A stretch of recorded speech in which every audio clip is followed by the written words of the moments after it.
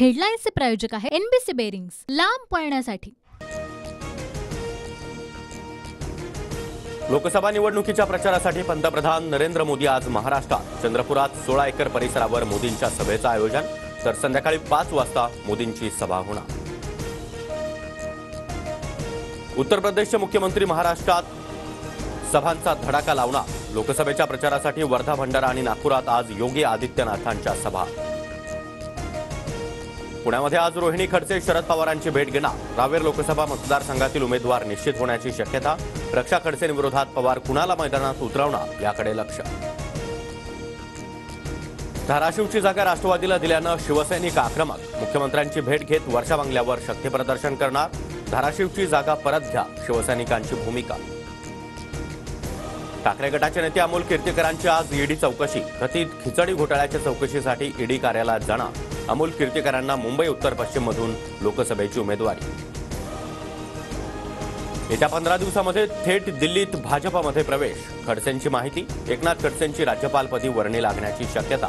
तर संकट काळात साथ देणाऱ्या पवारांचा कायम ऋणी राहणार। घरवापसी वेळी खडसेंच्या भावना।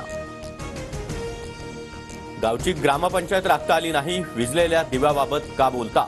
भाजपामध्ये प्रवेश करणाऱ्या खडसेंवर महाजनांचा हल्लाबोल।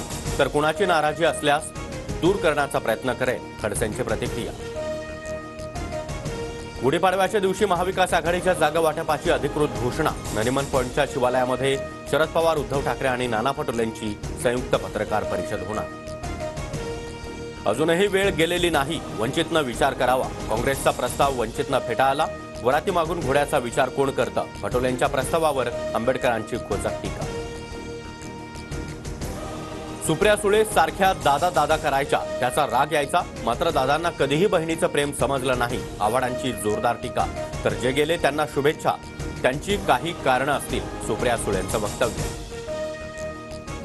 डॉक्टर नसलो तरी 1.5 वर्षांपूर्वी मोठं ऑपरेशन केलं, मुख्यमंत्री शिंदेंचा उद्धव ठाकरेंवर टोला। तर काही लोकांचे कमरेचे आणि गळ्याचे पट्टे उतरवल्याची देखील टीका। सुजय विखे आणि निलेश लंके समर्थकांची कथित ऑडिओ क्लिप व्हायरल। रस्त्याचं काम केलं नसल्यानं विखेंना गोळ्या झाडू। क्लिपमध्ये संवाद। धमकावणारा व्यक्ती लंकेंचा समर्थक असल्याचा विखेंचा आरोप। एमपीएससी परीक्षांच्या सुधारित तारखा लवकरच जाहीर करण्यात येणार। सामाजिक आणि शैक्षणिकदृष्ट्या मागास वर्गासाठी नव्यानं आरक्षण निश्चिती केली जाणार। नाईट फ्रँक इंडियाकडून देशातील मालमत्ता क्षेत्राचा अहवाल जाहीर। कार्यालयीन जागा सहकार्यामध्ये पुणे देशात आघाडीवर। मुंबईकरांची पाण्याची चिंता वाढली। मुंबईचा पाणीसाठा 27%वर, तर राज्याच्या धरणांमधील पाणीसाठा 35%वर। नागरिकांवर पाणी टंचाईचं सावट।